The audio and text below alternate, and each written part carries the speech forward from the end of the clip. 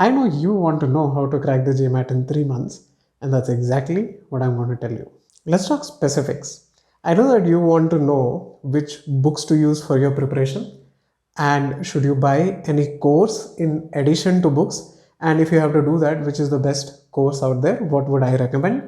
And also, is it worth joining a class or hiring a tutor? And if not, what is the strategy and the study plan that you should follow in order to crack the GMAT? And the most important part, the practice tests. Which is the best and which is the most accurate practice test? I'll tell you. It's all in this video. And of course, how to stay motivated throughout this journey. But before we begin, if you're planning to take the GMAT, type yes in the comments. I'll be happy to drop in and say hi. And if you have any questions or you need some assistance, I'll be happy to support you in any way that I can. Now, let's go to what you came for, how to crack the GMAT in 3 months. For your GMAT preparation, you'll need two kinds of books. The first kind is the study guide and the second one is the question bank. The study guide is basically a resource that helps you learn or revise the concepts that are frequently tested in the GMAT. And the question bank is just a collection of questions. The best strategy guide, in my opinion, is the Manhattan Prep GMAT strategy guides. I've used them myself for my preparation and they played a big role in helping me improve my score from 650 to 710. And I wholeheartedly recommend this strategy guide to anyone who's aiming for a score between 640 and 730. But if you are somebody who's targeting a score beyond 730, then probably this is not the right guide for you. Going beyond the 730 mark is a different discussion altogether. So if you would like me to make a separate video covering resources for a 730 plus score, let me know in the comments and I'll get to that. Now let's talk about question banks. The best question bank is the GMAT official guide. You'll not get a source that's better than the official guide for GMAT like questions. These are questions that have appeared previously on the GMAT or have been prepared by the same team who create questions for the actual GMAT. So if you're serious about your GMAT preparation, then you should own the official guide. I get a lot of questions, is the official guide enough? The official guide has 998 problems. If you spend 2 minutes on each of these problems, you still need 33 hours. But 2 is being too optimistic. Realistically, you'll be spending about 5 minutes per question. And at 5 minutes to cover 998 questions, you require 83 hours. And given that your total preparation is for 90 days, I don't think you're going to run out of questions. And if you do run out of questions, which I don't think you will, you can buy the GMAT verbal review or the GMAT quantitative review for additional questions. Plus, there are a few questions that you can get online also through their online portal. And what I'm trying to say is you have enough questions from GMAT itself. So don't look anywhere else for questions. By the way, if you find the tips that I'm sharing with you helpful, then please press the like button so that I know that you appreciate content like this and I can make more videos like this. Now let's talk about courses. When it comes to courses, there are two formats that I want to talk to you about. One is the on-demand format and the other one is the live format. The on-demand format is all the lessons are pre-recorded and you can watch these lessons whenever you want and you can watch them how many ever times you want. The live format is they schedule a particular time in which the faculty comes and teaches you. Once you miss that session, then you can't probably attend it again unless they offer some sort of recording facility. And that also doesn't work out because it's very difficult for you to review a 1 hour long class or a 2 hour long class, even if you missed it. So between these two formats, I would recommend the on-demand format if you're planning to join any course. And the second aspect is it'll be very difficult for you to fit the live class within your day-to-day schedule if you're somebody who's working or somebody who's a student, then fitting a live class into your schedule would probably be something difficult and you'll miss out on a few classes. We don't want that to happen. So if you're looking to join a course, join an on-demand course in which all the lessons are pre-recorded. And among the on-demand classes, I've found the on-demand course offered by Magoosh to be pretty good. I've taken their 7-day trial and I've reviewed the entire content. They have a comprehensive library of on-demand videos. They have about 45 hours and 300 plus videos across 36 topics, and they have a library of 1000 plus practice questions, and each of those questions have explanatory solutions in video format as well as in text format. So if you're somebody who likes to prepare on the go or prefers to learn things visually, then I would recommend getting the on-demand course from Magoosh. And as far as price points is concerned, the GMAT prep from Manhattan, that series, as well as this are in the same price range. So you can buy the books if you prefer learning from the books, or you can buy this if you prefer learning from videos. Now, as far as classes are concerned, my personal opinion is that they are overpriced. Here's an example. The Manhattan Prep books, the entire set costs you $150, and their course, their classes, $1,500. That's really expensive. And $1,500, that's 10 times more expensive. So there are certain situations in which I would recommend that you take these live classes, but that's not meant for everybody. I've created a separate video about that, and there are 5 specific situations.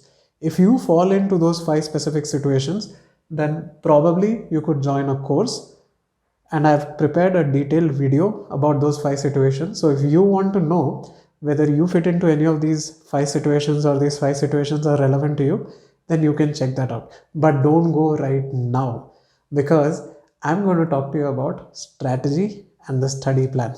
And that's the heart of this video.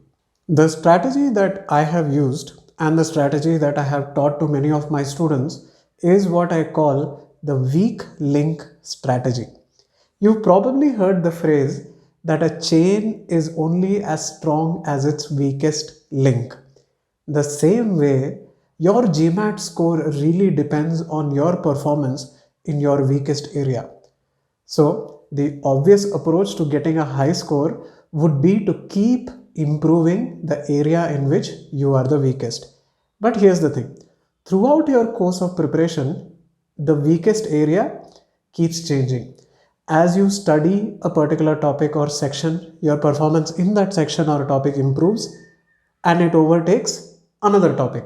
And that new topic becomes your weakest area and you have to work on that. Let me show you how that kind of works out when you put it into a study plan or when you put it into action. In the first week of my preparation, I write a practice test and I discovered that the weakest area in quantitative reasoning for me is arithmetic. And the weakest area in verbal reasoning for me is sentence correction. So between week 1 and week 2, what I do is I focus on arithmetic and I focus on sentence correction.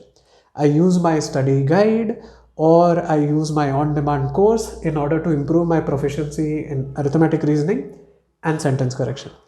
And at the start of week 2, I take another test.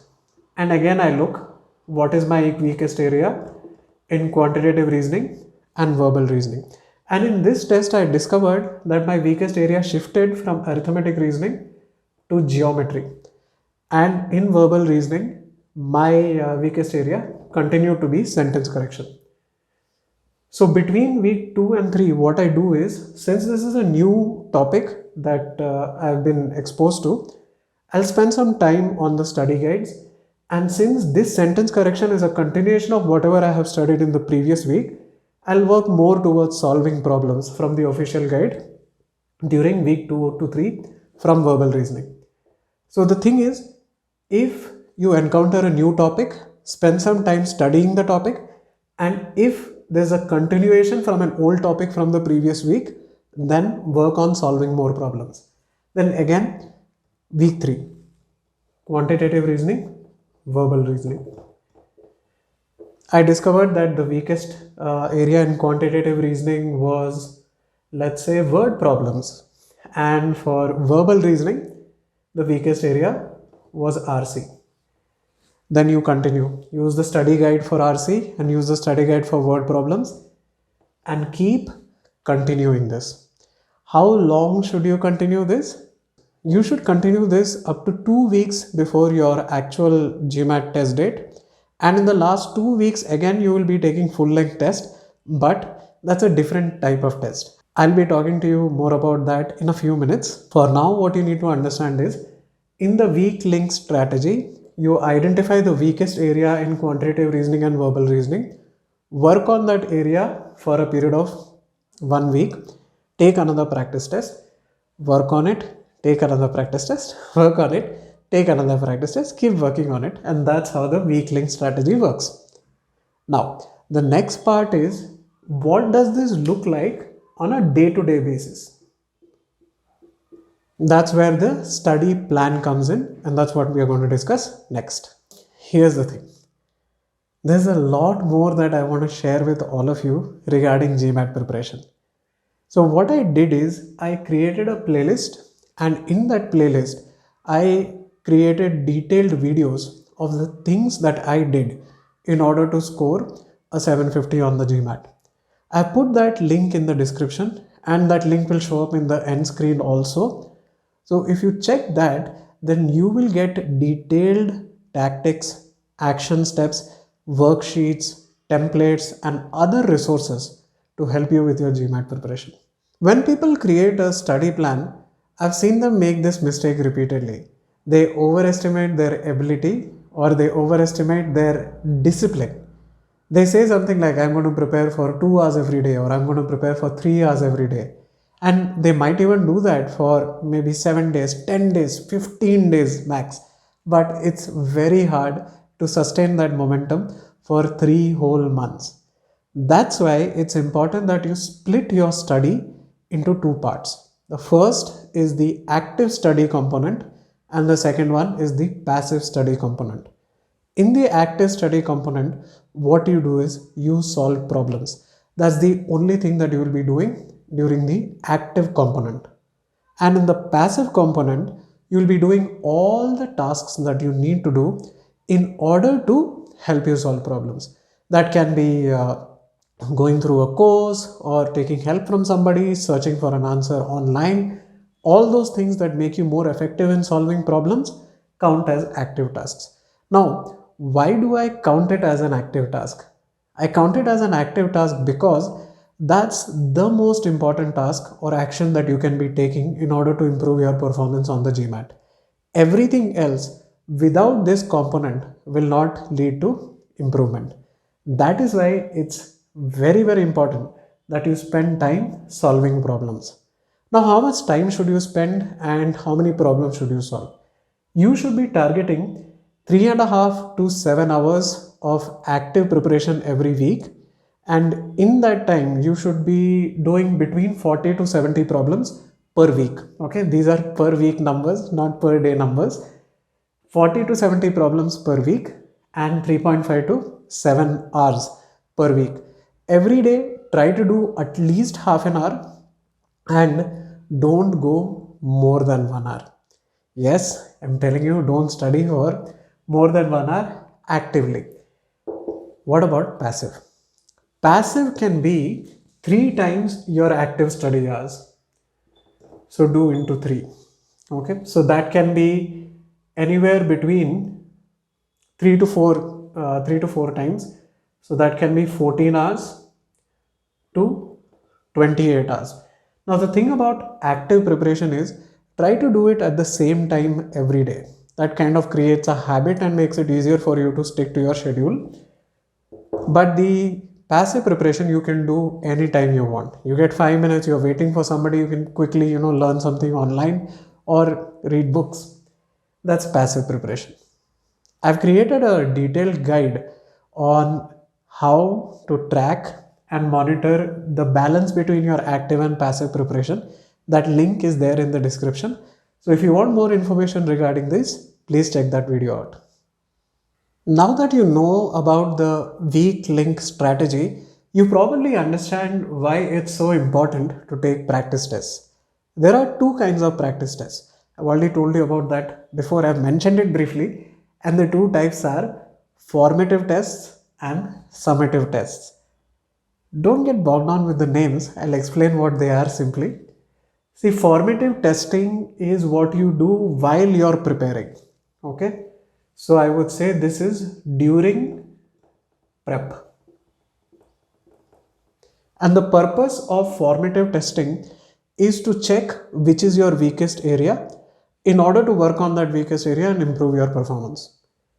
Summative assessment or summative analysis is something that you do after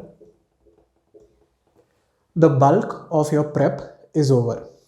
The summative or the purpose of the summative analysis is to check how close are you to your actual target score, or to get a feel for what you're likely to score on the actual GMAT. This is for studying and this is for testing how close are you to the target score that you have in mind. The best test series for the formative assessment would be again the test series offered by Manhattan Prep. And the good thing about Manhattan Prep is their diagnostics, that is at the end of the test, the result or the diagnostics that they present to you go very well with their preparation guide. They'll break it down into they'll break it down into arithmetic, geometry, algebra, or whichever is the weakest area, and it makes it very easy to use the weak link strategy with this testing.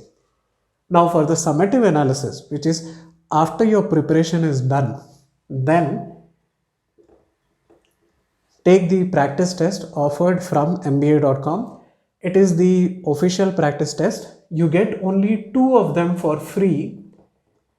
That is why I say don't use them for your formative assessment.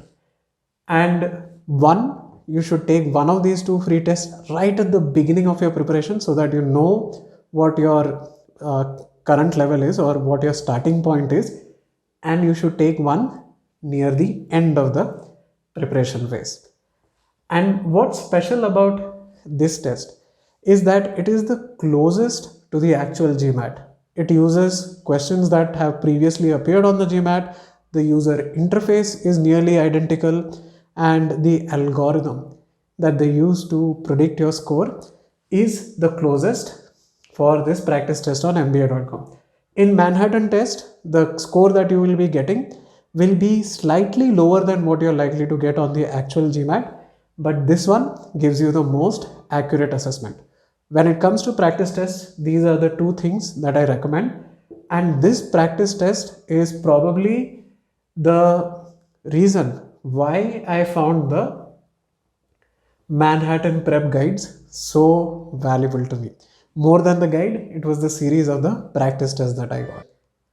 What I did to keep myself motivated during my preparation was that I started a personal journey thread on GMAT Club, in which I used to post daily on what my action was and what my attitude was, what I was feeling down about, what was I feeling good about, and what I plan to do the next day. So it was kind of like a vlog before vlogs were fashionable. So I maintained a journey log in GMAT Club. And what that helped me with is it helped me access a community of people. Many of those people were ahead of me in terms of my preparation, and many people were behind me in terms of their preparation. So it made me a part of a journey wherein I felt that I'm not alone and I have the support of this community in order to help me crack the GMAT. And I think that was the biggest motivation or driver for me to crack the GMAT. See, when I scored 650, I wasn't feeling really good about it. I felt miserable. And when I got my 710, the kind of joy that I felt was so great, mainly because I had a community of people to share it with. So, the biggest motivation tip that I can give you is don't do it alone. Be a part of the community. The community will motivate you. And of course, if you get stuck or if you're being troubled by somebody, there's probably someone who's gone through that situation before, and they'll be able to offer or give you solutions that probably you wouldn't have seen from your vantage point. And also, if you have people in your life who can be constructive about your preparation, about your progress, about the schedule that you're following, that's awesome. My family was incredibly supportive of me while I was preparing for the GMAT, and I believe that you can have a circle of people in your life. It can be people from work, it can be people from your friend circle, it can be relatives, it can be your parents, it can be your girlfriend, boyfriend, anyone. Don't do it alone. That's my biggest motivation strategy. And one very important thing is never look how far you need to go. Instead, look at how far you have come from your starting point. And that was what really kept me going. When I saw that the first post in my journey thread, I looked at how I felt about it, and then after a couple of days, when I looked back, oh, I improved so much. It made me feel really happy. So don't do it alone, and don't look at how far you need to go. Look at how far you have come, and don't worry about seeing the last step of your journey. You don't need to see the end, you don't need to see the last step of the journey.